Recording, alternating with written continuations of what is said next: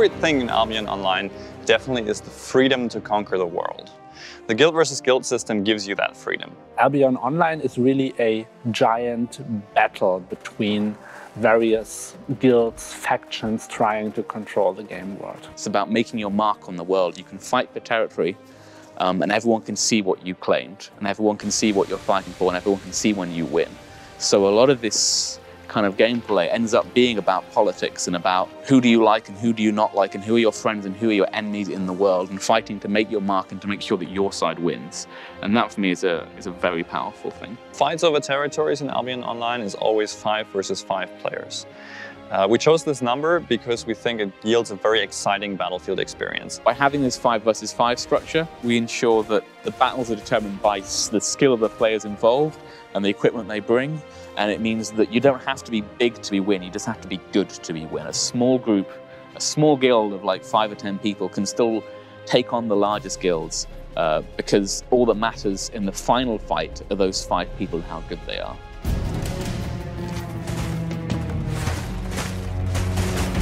There's no such thing as the best combination of fighters. You have to think about what your opponent is going to bring, and you have to counter their build.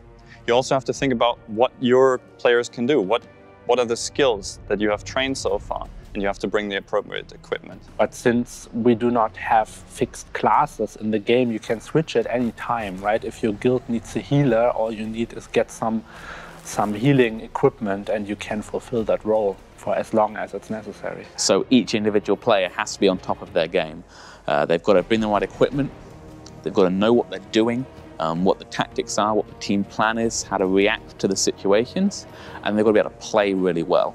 There's a lot of mechanical skill in the game, deciding which abilities to use, when to use them, where to be, when to push, when to retreat, and so on. You're always kind of trying to outsmart the enemy, you're always trying to figure out the winning strategy. It's always new, it's always fresh, it's always challenging, and that for me is the most interesting thing, is that every single battle I go into, I know that it's going to throw something new at me and I'm going to have to think on my feet and figure out how to win.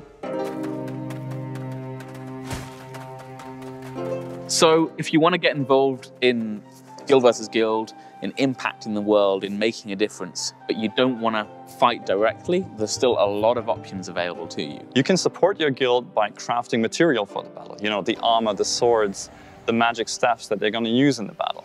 You can also help them by making plans for the battle or spying on the other team to find out what they plan to do. When a castle changes hands, I did that. I supplied the swords that took that castle. I mined the ore that made the swords that took that castle. I negotiated the deal with the people next door so they didn't attack us so we could complete that battle. Everybody has a role to play and everyone has an impact in the world. There's no limitations on what you could agree with people.